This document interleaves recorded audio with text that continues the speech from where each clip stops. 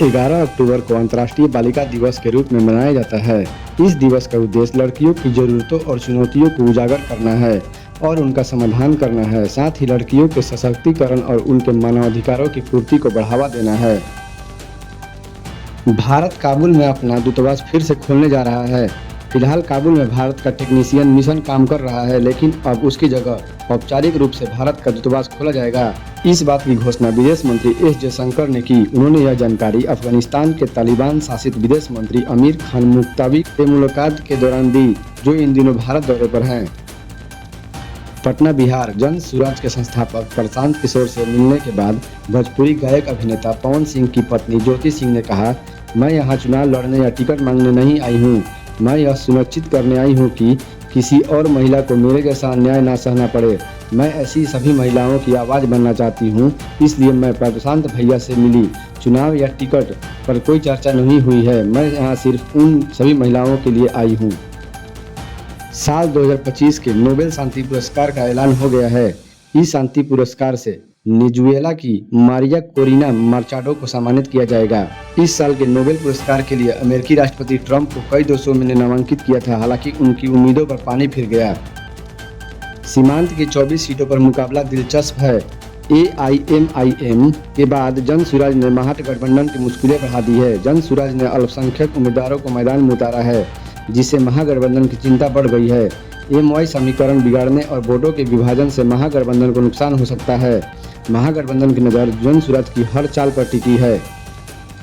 अमेरिकी राजदूत एरिक गॉर्सेटी की भारत यात्रा महत्वपूर्ण है, खासकर जब डोनाल्ड ट्रंप ने PM मोदी से बात की है। इस यात्रा का मुख्य उद्देश्य भारत अमेरिका रणनीति साझेदारी को मजबूत करना है। आर्थिक, रक्षा और क्षेत्रीय सुरक्षा जैसे मुद्दों पर सहयोग बढ़ाने पर ध्यान केंद्रित किया जाएगा, जिससे दोनों देशों के संबंध और प्रगाढ़ होंगे। जदयू के पूर्व मंत्री लमेश्वर राय ने टिकट न मिलने पर राजद का दामन थामा। मुख्यमंत्री नीतीश कुमार के लिए लौकटा सीट महत्वपूर्ण है, जहां जदयू 2020 से हार गया था। NDA गठबंधन राजद के वोट बैंक में सेंधमारी करने की सोच रहा है। जदयू चौंकाने वाला उम्मीदवार उतार सकता है। तेली जाति के वोट भी निर्णायक साबित हो सकते हैं। नीतीश कुमार यादव बहुल इलाकों में सेंधमारी का प्रयास कर रहे हैं। बेंगलोर में एक उबर ऑटो ड्राइवर एक महिला यात्री से दुर्व्यवहार का आरोप लगाया। महिला ने बताया कि ड्राइवर ने उसे कन्नड़ में बात करने को कहा और हिंदी में बात करने से इनकार कर दिया। महिला ने ड्राइवर पर गाली गलौज और मारपीट की कोशिश का आरोप लगाया है। भारतीय राष्ट्रीय राजमार्ग प्राधिकरण लखनऊ सीतापुर राष्ट्रीय राजमार्ग को 4 लेन से 6 लेन करने का निर्णय लिया है। राजमार्ग पर वाहनों की बढ़ती संख्या को देखते हुए यह फैसला लिया गया है। NHAI का कहना है कि भूमि अधिग्रहण की आवश्यकता नहीं होगी, जिससे प्रोजेक्ट जल्दी पूरा हो जाएगा। मंत्रालय को प्रस्ताव भेजा गया है और स्वीकृति मिलते ही काम शुरू हो जाएगा। अफगानिस्तान के विदेश मंत्री अमीर खान मुक्तावी ने भारत यात्रा के दौरान विदेश मंत्री एस जयशंकर से मुलाकात की। उन्होंने कहा कि अफगानिस्तान कभी भी भारत के खिलाफ अपनी जमीन का इस्तेमाल नहीं होने देगा। मुक्तावी ने भारत की दोस्ती की सराहना करते हुए कहा कि भारत ने हमेशा मुश्किल समय में अफगानिस्तान का साथ दिया है। उन्होंने दोनों देशों के बीच आपसी सम्मान और व्यापार पर आधारित संबंधों को बढ़ावा देने की बात कही। शिल्पा शेट्टी की कंपनी पर 60 करोड़ रुपए के कर्ज को लेकर राज कुंद्रा ने सफाई दी है। उन्होंने कहा कि नोटबंदी के कारण व्यापार में मंदी आई, जिससे वित्तीय दिक्कतें हुई। इसी वजह से उन्होंने कर्ज नहीं चुकाया। EOW ने दूसरी बार राज कुंद्रा का बयान दर्ज किया है। दीपावली से पहले बनारसी कमर्शियल पुलिस सतर्क हो गई है। त्योहारों को देखते हुए बाबा विश्वनाथ मंदिर क्षेत्र में सुरक्षा व्यवस्था कड़ी कर दी गई है। पुलिस कमिश्नर ने स्वयं क्षेत्र का निरीक्षण किया और अधिकारियों को आवश्यकता निर्देश दिए। पुलिस किसी भी अप्रिय घटना से बचने के लिए पूरी तरह से सतर्क है और संवेदनशील क्षेत्रों में विशेष निगरानी रखी जा रही है। छत्तीसगढ़ के रायपुर में IIT के एक छात्र ने AI की मदद से छात्राओं की अश्लील तस्वीरें बनाई। पुलिस ने आरोपी छात्र सैयद रहीम अदनान अली को गिरफ्तार कर लिया है। संस्थान प्रबंधक ने आंतरिक जांच के बाद छात्र को निलंबित कर दिया था और पुलिस में शिकायत दर्ज कराई थी, जिसके बाद यह कार्रवाई हुई। इस घटना से संस्थान और छात्राओं को गहरा आघात पहुंचा है। मध्य प्रदेश और राजस्थान में कफ सिरप से बच्चों की मौत के बाद कैग की रिपोर्ट में तमिलनाडु के दवा टेस्टिंग में भारी कमी का खुलासा हुआ है। 2016-17 में 34% और 2020-21 में 38% कम निरीक्षण हुए। दवाओं की गुणवत्ता सुनिश्चित करने के लिए टेस्टिंग महत्वपूर्ण है और इस कमी ने चिंता बढ़ा दी है। रिपोर्ट में दवा निरीक्षण और नमूने लेने के लक्ष्यों को पूरा करने में कर्मियों को उजागर किया गया है। दुर्गापुर से मुंबई जा रही इंडिगो की फ्लाइट में एक कैंसर मरीज की तबीयत बिगड़ने के कारण विमान को रायपुर में इमरजेंसी लैंडिंग करानी पड़ी। दुर्भाग्यवश अस्पताल पहुंचने से पहले ही मरीज की मृत्यु हो गई। स्थिति को देखते हुए फ्लाइट की रायपुर में इमरजेंसी लैंडिंग कराई गई। भारत ने सद्भावना के प्रतीक के रूप में अफगानिस्तान को 20 एम्बुलेंस उपहार में दी। विदेश मंत्री डॉ. एस. जयशंकर ने प्रतीकात्मक कदम के रूप में इस एम्बुलेंस में से 5 व्यक्तिगत रूप से अफगान विदेश मंत्री मुफ्ती को सौंपी। क्रिकेट के दिग्गज सचिन तेंदुलकर कहते हैं, आज अपने ब्रांड 10 XU को लॉन्च करने के बहुत उत्साहित हूँ। यह मेरे लिए बहुत महत्वपूर्ण है। कुछ ऐसा जो हमने वर्षों से अनुभव किया है। हमने इसमें कुछ और जोड़ने और शामिल करने की कोशिश की है। मुझे लगता है कि मेरे करियर में जो कमी थी हम उसे यहाँ जोड़ने में सक्षम हैं और इसमें कुछ समय लगा है। जूते तैयार करने में लगभग 18 महीने लगे। क्रिकेट के जूते के साथ साथ आम आदमी के लिए भी कई अन्य उत्पाद लॉन्च किए गए हैं। इस उत्पाद को उपयोग करने के लिए केवल एथलीट होने की आवश्यकता नहीं है।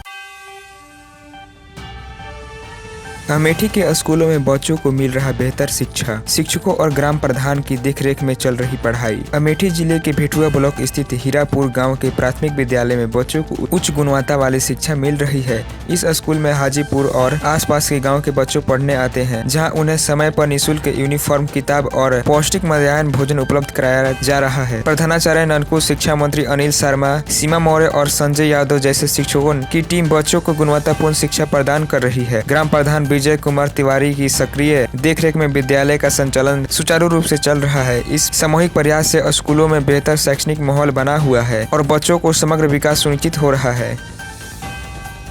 हिमाचल पुलिस के बेड़े में जुड़ी 585 किलोमीटर रेंज वाली क्रूप ईवी पहाड़ों पर दिखा इलेक्ट्रिक पुलिस व्हीकल का दबदबा। हिमाचल प्रदेश पुलिस ने अपने व्हीकल बेड़े में टाटा ईवी को शामिल किया है, जो पर्यावरण अनुकूल पहल और तकनीकी उन्नयन की दिशा में एक महत्वपूर्ण कदम है। सोशल मीडिया पर वायरल वीडियो में यह सफेद कार पहाड़ी इलाकों में पुलिस लोगों और नीली काले ट्राइपर्स के साथ दिखाई दी। यह वाहन टाटा मोटर्स द्वारा 7 अगस्त 2024 को लॉन्च की गई।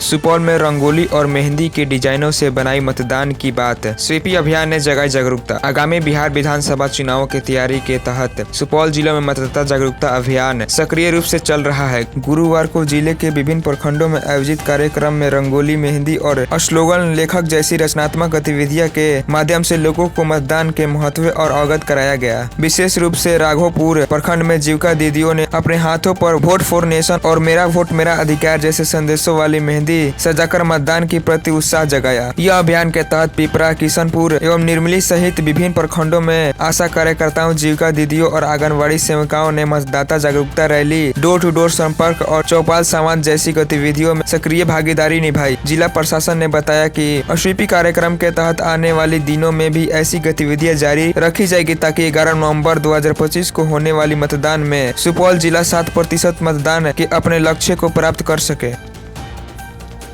जमशेदपुर में सरकारी जमीन घोटाला, पूर्व अधिकारी पर फर्जी मोटेशन का आरोप, एक दूसरे पर थोप रहे दोष। जमशेदपुर में कदमा उलियान इलाके में करोड़ों रुपए की सरकारी जमीन के घोटाले का मामला सामने आया है। आरटीआई से पता चला है कि तत्कालीन अपर आयुक्त सुनील कुमार और अंचल अधिकारी महेश्वर महतो पर जमीन माफिया से मिलकर अवैध नामांतरण करने का आरोप है। जाँच शुरू होने के बाद दोनों अधिकारी एक दूसरे पर दोष मढ़ रहे हैं। सुनील कुमार कहते हैं कि मोटेशन के दस्तावेजों पर उनके हस्ताक्षर नकली है, जबकि महेश्वर महतो का दावा है कि अपर उपायुक्त ने उनके सामने ही दस्तखत किए थे।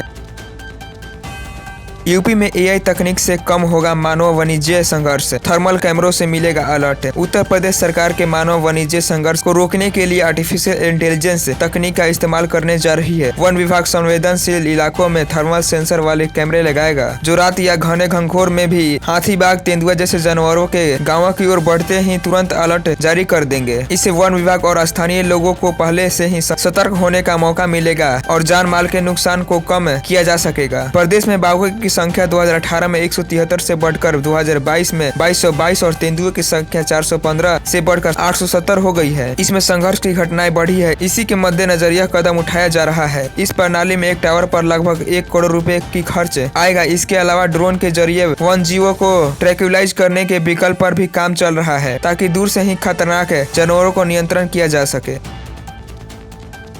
चीन ने 2030 तक एआई में वैश्विक नेतृत्व का बनाया लक्ष्य, अमेरिका से छीनेगा बाजार। चीन ने आर्टिफिशियल इंटेलिजेंस के क्षेत्र में 2030 तक दुनिया की अग्रणी ताकत बनने का महत्वाकांक्षी लक्ष्य रखा है। अपनी 15वीं पंचवर्षीय योजना 2025 से 2030 के तहत देश एआई शोध और विकास पर भारी निवेश कर रहा है। ह्यूमैनॉइड रोबोट, स्मार्ट वाहन और फोटोनिक चिप जैसे उन्नत क्षेत्र में शामिल है। गूगल के पूरे सीईओ एरिक शेमिट ने भी मान चुके हैं कि चीन का ध्यान रोजमर्रा के जीवन में उपयोग होने वाली एआई और ओपन सोर्स मॉडल पर है, जिससे वह अमेरिका को पछाड़ सकता है। चीन ने अपनी 14वीं पंचवर्षीय योजना 2021 से 2025 में पहले ही R&D में निवेश में 48% की वृद्धि की है और वह ग्लोबल इन्वेंशन इंडेक्स में 10वें स्थान पर पहुंच गया है। यह सफलता के बल पर चीन अब सेमीकंडक्टर और एआई जैसी रणनीतिक क्षेत्र पर पूरा ध्यान केंद्रित कर रहा है। देश का लक्ष्य सिर्फ तकनीकी विकास ही नहीं बल्कि नवाचारों को हर उद्योग और दैनिक जीवन में एकीकृत करके 2030 तक वैश्विक एआई महाशक्ति बनना है।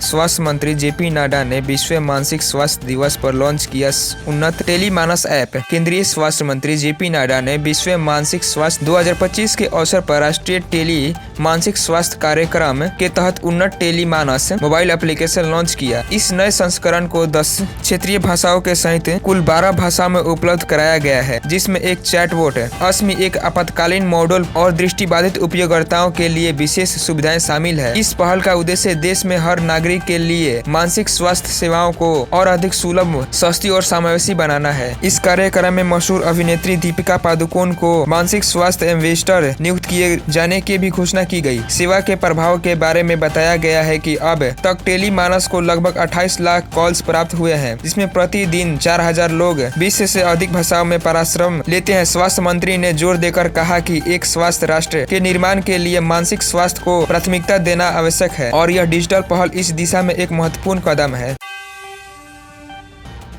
देश भर का मौसम अब साफ हो गया है, लेकिन फिर भी कुछ राज्यों में तेज बारिश का दौर देखने को मिल रहा है। साथ ही आसमान में हल्के बादल भी नजर आ रहे हैं।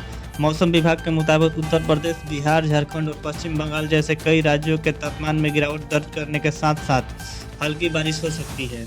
दिल्ली के मौसम के बारे में जाने तो यहाँ पर भारी बारिश का दौर थम गया है। दिल्ली में मौसम साफ रहने वाला है। मौसम विभाग के मुताबिक दिल्ली के कई इलाकों में बारिश का कोई भी असर नहीं दिख रहा है। साथ ही तापमान भी नॉर्मल ही दर्ज किया गया है।